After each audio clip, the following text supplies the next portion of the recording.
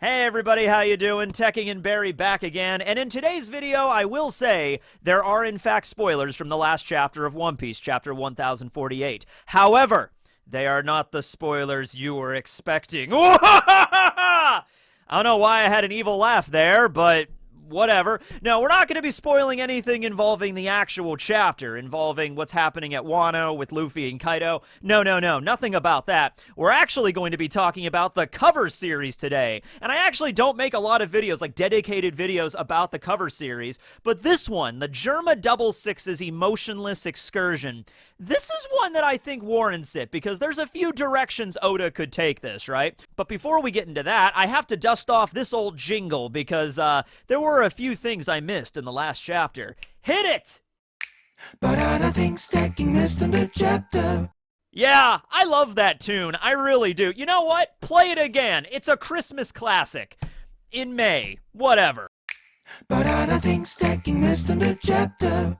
Yeah, there it is. So yeah, I did in fact miss a few things in the chapter review, but it's okay, because people will comment when I miss things. First thing is, I misspelled the word Calvary, and I don't even know if I'm pronouncing it right at this point, but here's the correct way to spell it, so I just messed that up. The other thing is, okay. Remember when I said I wasn't going to spoil anything for the main plot of the chapter? Well, I'm going to spoil stuff for the main plot of the chapter now, so double spoiler warning.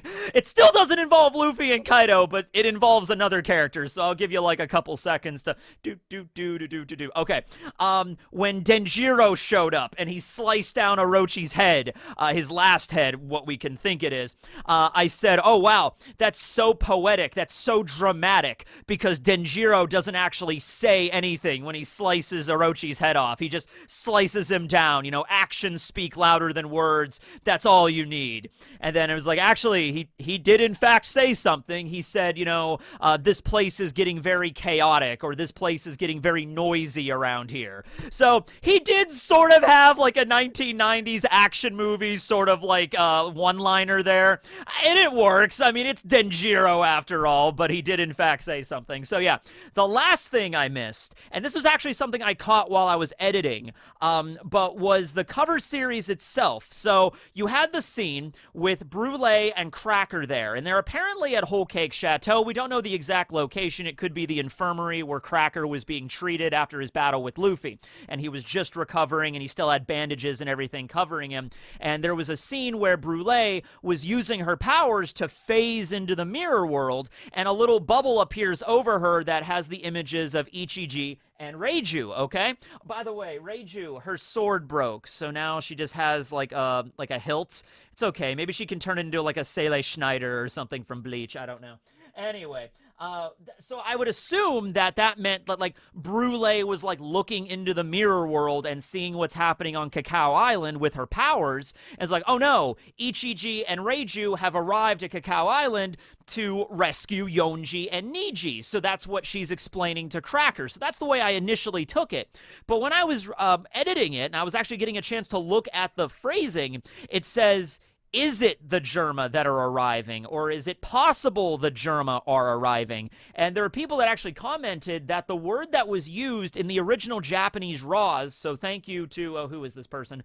Thank you to Shadow Mark for sending me this. There were a few people that did, but this is the one I'm reading it off of. This is how it's written, and it just means probably or most likely, all right? Now, here's the thing, though. This is Oda. So when he's using the words and the phrases of probably, maybe, most likely, in all likelihood, it's probably not. It's probably not. So that means that Brûlé does not actually know for a fact, 100%, that it's Ichiji and Reiju that are attacking Cacao Island. So flashback a few chapters prior to this, chapter 1046, titled Raizo, where we have the cover page in question, where we see the citizens of Cacao running away from two shadowy, silhouetted individuals. And that's all we get. We get each of their legs, their feet, and we see that they're wearing cloaks.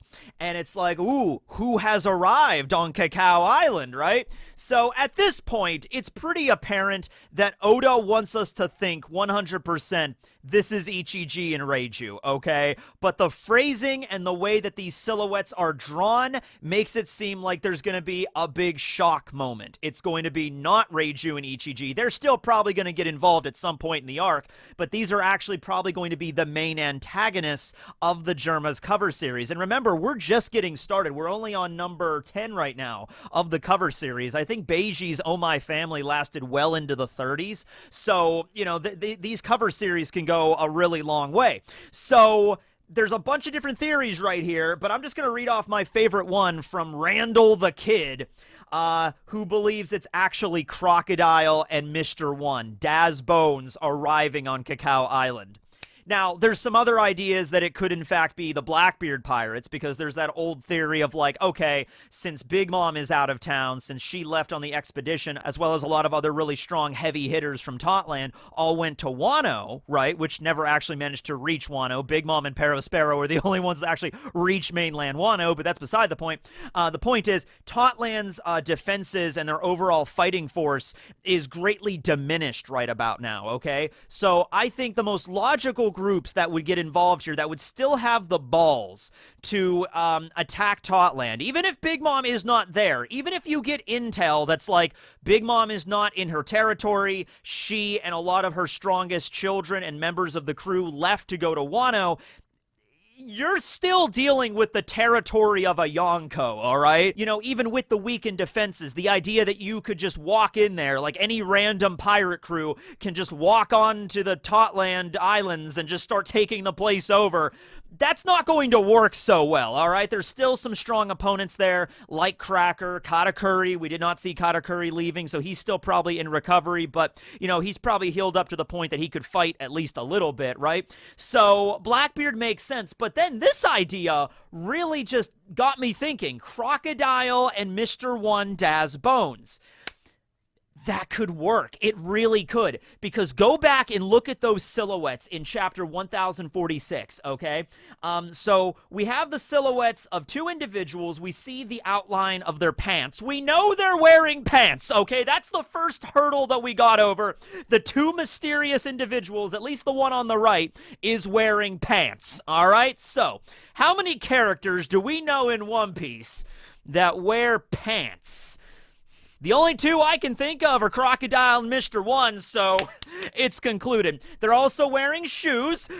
By Joe, I think we've got it, you know? They're wearing shoes, they're wearing pants, and they have some capes or cloaks. Now, obviously, Reiju and Ichiji, while in their raid suits, have the cloaks that have the numbers on them, right? Well, in Reiju's case, it has 0. Is 0 a number? I still don't have that. I still don't understand that. But my point is, that's another thing that, you know, Oda's trying to misdirect us into thinking this is Ichiji and Reiju. Okay. Here's the thing that I really love about this Crocodile Mr. One thing. They both wear, like, cloaks, or things that would at least give the impression of a cape. You know, Crocodile, of course, wears those, like, very fine, fur-trimmed, like, coats over his shoulders, right? And Mr. One, during Alabasta, wore, like, a very long, like, he had his shirt open. It wasn't really a shirt. It was more of, like, a cloak. It was more of, like, a Captain Haori from Bleach, honestly. It just had, like, a flowing back to it, and it, like, exposed his chest because he had the tattoo and everything. But if you look at an image of Mr. One and Crocodile, they have flowy cape things that actually do match up with these silhouettes fairly well, okay? And they could have also changed their outfits a bit. Like the last time we saw Mr. One, well, actually, the last time we saw him was before the time skip when they were on that random island and he was wearing like a suit because he changed out of his prisoner attire at that point and he actually had a real suit on and they were on that random island in the New World, or they were heading to the New World, and everybody was like scared and like running around when they saw him. Kind of like this scene right here. So let's focus on that for a moment. So the citizens of Cacao Island that are all running away, There's one individual who, I don't know if he's like the mayor of, well, I guess he wouldn't be the mayor because it's the ministers that actually lead the entire island, but maybe he's like a government official, like he's middle management or somebody, right? He walks up over to these two individuals and he doesn't look scared. He just has the exclamation mark made out of chocolate appearing over him, right? So everybody else sees these two, they start running. This one dude walks up and he's just like, who do we have here? Almost as if, like, that person that's looking at the two individuals arriving, he's like, wasn't expecting these two people to be here. Because you think if it was the Germa, if it was Ichiji and Reiju, the Germa just had this massive battle on the island not long before this cover series, and they just managed to escape. So you think the whole island would honestly be on high alert. Keep watch unless the Germa come back, right? So everybody's reaction to the Germa at this point should be like, oh no, the Germa are back, they're back to finish us all off, and they should all be running. But, most of the citizens are running. Well, actually, you know what? Not all of them are running. Some of them are running, but some of them are just looking at these two individuals like really afraid. But you'd think that there would be a little bit of a different reaction if they were the Germa that just a few days prior to this were like attacking the island full force and then managed to get pushed back, right? So I'm thinking it's not the Germa. I'm pretty damn confident at this point it's not Ichiji and Reiju. Like I said, Ichiji, Reiju, and Judge, as well as the rest of the Germa, they might very well arrive back to, like, attack these individuals and try to get Yonji and Niji back. But these are not them, all right? So, another thing, the person on the left, the way that their shoe is drawn is sort of reminiscent of, like, a high heel. Like, somebody has, like, a high heel, so that's another thing that, like, Oda's like, it's Reiju because she wears heels. But I'll remind you, now I had to go back, this is the weirdest research I've ever had to do, but I had to go back and look at Mr. One and Crocodile's shoe preference and their feet. And to be like, all right, what's going on with Crocodile shoes here? All right. So I'm looking at it, and Crocodile shoes, I don't know what you would call it, but it does have a little bit of a heel to it. I could, like a dress shoe kind of thing. I could never wear those myself. Very uncomfortable, but he prefers them, so whatever. And then you have Mr. One, who during Alabasta, he just kind of had like sandals, it seemed, or like a slipper kind of shoe. But then you also have to remember, he has the power of the Supa Supa Nomi, of the dice fruit. And there were a few images, and a few times in the story, where he made blades protrude from the bottom of his feet, the soles of his feet. So he could basically use them as like ice skates, or like to zip around the battlefield, or he can make blades appear on the bottom of his feet to like slice an opponent, or he could use them as stilts if he really wanted to, I guess. So the idea here is that it might very well be Crocodile on the right. I think that's fitting of Crocodile's shoe preference. And on the left, it could be Mr. One, but the reason it looks like his heel, like his sole of his foot is like raised up a bit is because the bottom of his feet might actually be blades. And we just can't see that because of the silhouette, okay? But in terms of both of their designs, like wearing flowing cape-like outfits, they're both known to wear that kind of stuff. And they have pants, and that lines up. And they're wearing shoes, and that lines up too.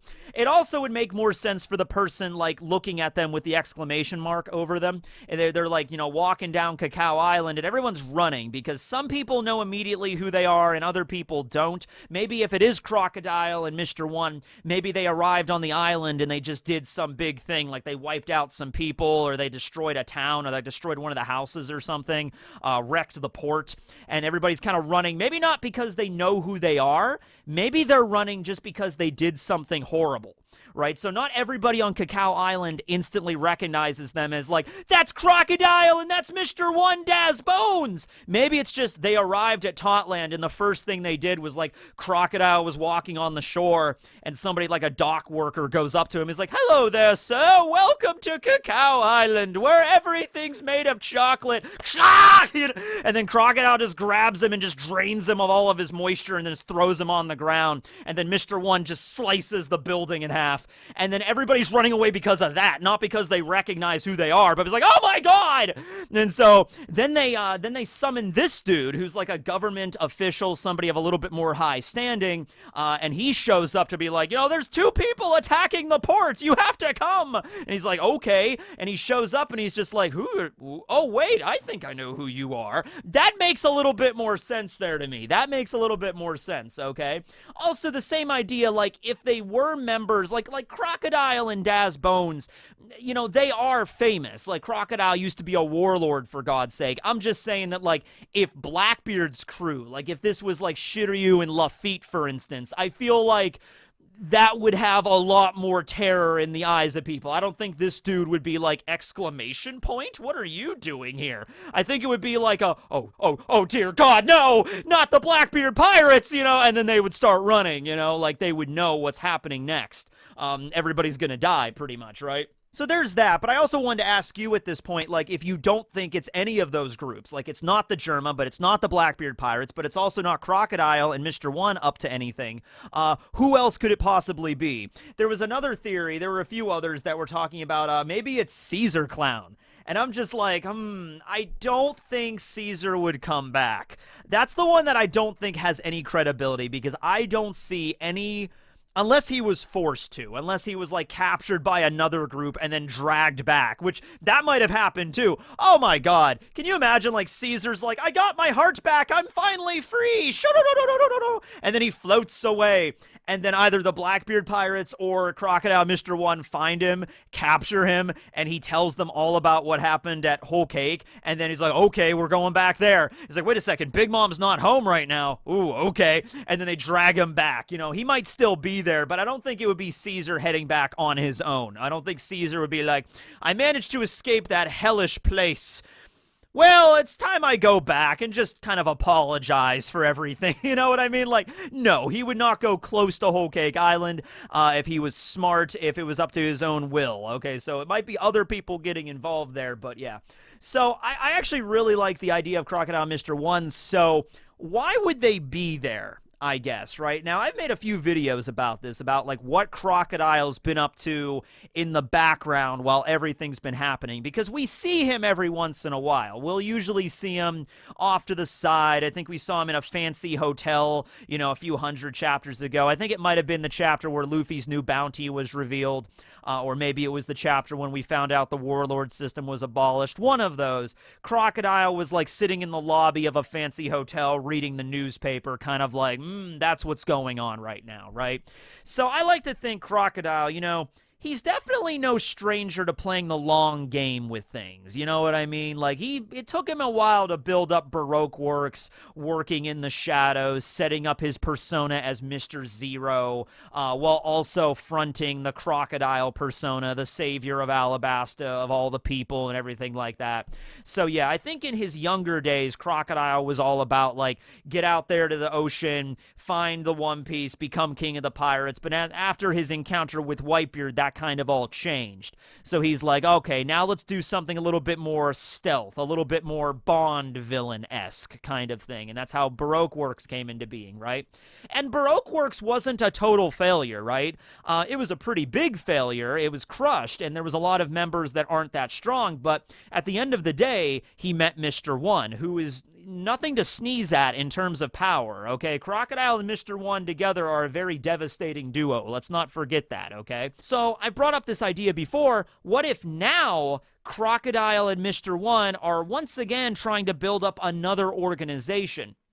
But it's nothing relating to Baroque Works in terms of sheer number, because Baroque Works had like thousands of people working for them, okay? I know their groups were called the Millions and the Billions, but they didn't actually have millions and billions of people working for them. They were just numbers. A little confusing, but they were numbers, right? But certainly they had thousands of people, hundreds of ships across the first half of Paradise. So that was more of a quantity over quality kind of situation. So maybe now Crocodile and Mr. One are like, hey, that kind of worked last time, except this time don't have the millions and the billions and all those like small little piss ants or whatever. Let's just get the best of the best. Let's like get some other mercenaries or bounty hunters in the One Piece world and make like a neo Baroque works or whatever you want to call it, right? The new Baroque works. Except it's basically just like, imagine if Baroque Works was just the officer agents and nothing else. No frontier agents, no millions, no billions, just the best of the best of the best in a small, tight-knit group, okay? That, I think, would be very devastating, okay? And also, it would just be easier to move around and travel. You don't need to have a bunch of boats to carry your army with you or anything. Just a group of, like, 10 of, like, the best mercenaries and bounty hunters. And given the fact that Daz Bones was the most prolific bounty hunter, or one of the most prolific in all of the West Blue, I think he would have connections. He would know the kind of people like, all right, I know the best bounty hunter in the South, the best bounty hunter in the East, the best one in the North, and then we can, best bounty hunters all up and down the Grand Line. There's a lot of them, and the bounty hunter kind of angle of One Piece was something that was dropped sort of a while ago. It's used every now and then. I think the one of the last movie tie-in specials for Stampede involved a bounty hunter that Luffy beat up, but, it's like, this is a big deal, because the whole point of the bounty system, to have a bounty is that bounty hunters exist, and not a lot of them are really showcased in the story. Yeah, Zoro used to be one. He's probably the most famous one. I guess Frankie and the Frankie family could be considered bounty hunters in a sense. They were more dismantlers. Johnny and Yosaku, of course. Maybe it's Johnny and Yosaku. Johnny and Yosaku, they trained for the last 2 years at Kokoyashi Village as fishermen. Remember last time we saw Yosaku, that dude was ripped. I mean, he had giant arms, okay? So now it's over, and it's like, oh, wait, we've trained. Now we can head to the new world to help out Big Brother Zoro, So it's Johnny and Yosaku, confirmed. But no.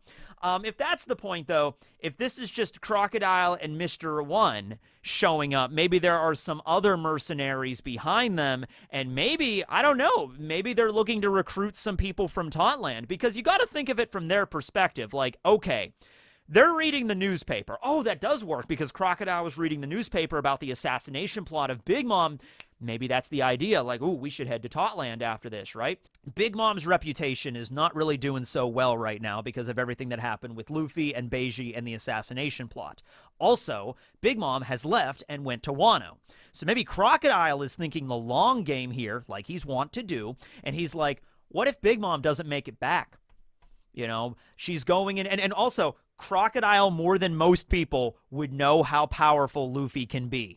So what if Crocodile is actually utilizing the fact that he got the shit beat out of him by Luffy to his advantage? Like, Big Mom is going after Straw Hat to Wano.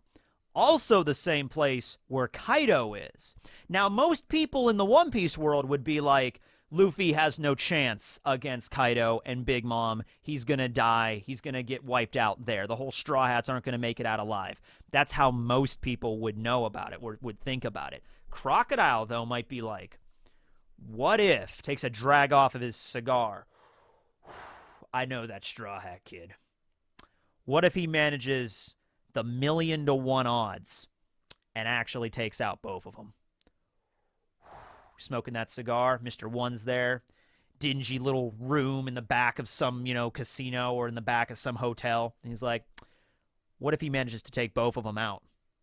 That means the people, those strong warriors at Tautland, they might be looking for some new employment. He shows up, and instead of they're going to get their point across. They're going to show how powerful they are, make a commotion, bring me the strongest warriors in Tautland. They're going to, Crocodile's going to kill a few people, drain a few of their liquids, and Mr. One's going to slice apart some towns or whatever. But then Cracker shows up, and then maybe Katakuri shows up. Maybe some other really powerful members of Big Mom's crew that haven't went with her are going to show up. And they're like, hey, so we hear Big Mom went to Wano. Well, tell you what if she doesn't come back? What's going to happen? Well, I'll tell you what's going to happen. With Big Mom not around anymore, either the Marines are going to swoop in on Tautland, or another Yonko like Blackbeard is going to swoop in. And that's not going to be good. But how about you join up with us? You know, this mercenary crew I'm putting together, right? It's only the best of the best. So like, you know, Cracker and Katakuri join up with them, and they might also make an arrangement. Like, how about this? You know, if you join up with us, Tautland becomes our territory now from now on. And, you know, maybe that'll help deter other people from coming in, you know, if we're all working together here. You know, so Crocodile might be playing that game to try to just take over Big Mom's territory, or he might be just trying to, like, poach some powerful talent. You know, it's just like, hey, Big Mom is gone if she's dead, and I'm telling you what, Straw Hat Luffy, he might be able to do it. You know, he beat the crap out of me. He wiped out an entire... I had this plan for over a decade. I took over an entire island. I had a giant casino shaped like a damn pyramid. He managed to beat the crap out of me and wipe all that out in a single day. So, don't underestimate Straw Hat, right? And Cracker might be like, oh, yeah. And Katakuri would be like, yeah. The only thing there is that I don't know so much about Cracker, but when it comes to Katakuri, him abandoning the rest of his family, that might be a little bit weird. But then again, it was also his family that kind of like made fun of him. So, you know, like Brûlé is cool with Katakuri, but like, you know, whatever Flampe said about him and everything, like, well, I would be abandoning my entire family to become a mercenary for you, Sir Crocodile, and I can't leave my family. And then he just flashes back to Flampe, like, you stupid eel-mouth idiot! And Crocodile, I mean, Katakuri's just like, actually, you know what? Can I have your card? You know, can I have your Den Mushi number? Okay. You know, I might consider this now that I think about it. So, I don't know. Those are just some ideas. Thanks to everybody that commented and let me know about stuff I missed. But so far right now, I'm going with the Crocodile Mr. 1 idea, number 1. Blackbeard maybe number 2. But I don't think these are the Germa. And then maybe later the Germa show up and... Ooh, oh! What if the Germa team up with Crocodile? If it really is him. Hot damn. The Germa are weak right now. They just got... Their whole plan was to ally with Big Mom to take over the North. They're screwed right now. They lost a bunch of clone troopers. Yonji and Niji have been captured. You know, Judge, I think, lost an eye in the process. Like, they're really in a bad way right now. They are a wrecked fleet. And more than anything, their master plan that they probably had for years has just fallen apart and shattered into a million pieces. So Judge might be really desperate right now. He might be like, what do we do? Then Crocodile shows up. He's like, hey, how about I join up with you evil army Germas, and then you work with me, and then we could take over the North Blue. I mean, I have my own ambitions, but then we can take over the North. I'm just saying, Judge might not really be in a position to say no to that. Yeah. So this is actually making a lot of sense here now that I'm convincing myself.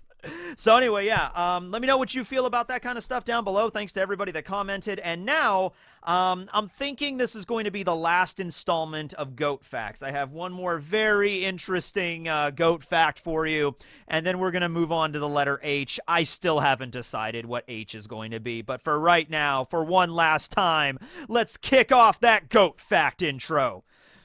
I had to burp there. Intro! Let's go! Goat! Goat! Goat! Goat Facts! Yeah! Yeah! Goat Facts! All right, and I have a very interesting one to end it out here. Have you guys ever heard of spider goats, perchance? Spider goat does whatever a spider goat does. Slings the web, produces the milk. Everybody loves spider goat. Look out! Here comes a spider goat. Yeah. So you might be wondering, spider goats, those don't sound natural, Tekking. That does not seem like a thing that naturally occurs in nature. You would be correct. It isn't. Because it's not. Because it's because of synthetic biology!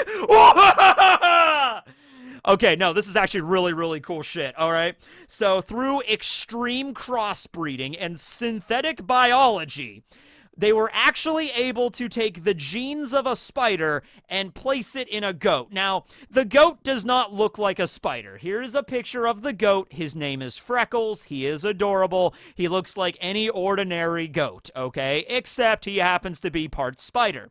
Now, the idea here is that the drop thread that spiders produce, if you've ever seen that. Actually, just the other day when I was taking a shower, there was a spider in the shower that was, dropping down on the thread. And it was like, oh, hey, Mr. Spider, how you doing? So when they do that, though, it turns out that thread, that silk, is actually very, very powerful, like in reference or relative to the strength of Kevlar in comparison, okay? However, it's kind of difficult to farm spiders because they're spiders. So wouldn't it be cool to take the gene of that silk producing spider, put it into another animal that makes it a lot easier to farm and breed and domesticate and gather? And they did it with a goat. And as you can imagine, there is a lot more stuff to read up on this, so I'm just going to give you the basic idea. But it was a success. And there's a doctor, Randy Lewis, who's a PhD in genetics at Utah State University, came up with this idea. And there's Freckles the goat, and when Freckles produces milk, the milk actually contains this protein, silk. So what they can do is there's like a process where they separate the milk from the silk and they wind it up across like a glass sort of like stick or something. Like I said, there's a lot more stuff to read about this. But the point is they can actually extract large amounts of silk from this milk. And they can use it for research. And like I said, it's really super strong, so they could use it for practical purposes and all this kind of crazy crap. This is really interesting. I would really suggest you go read about this spider goat, all right?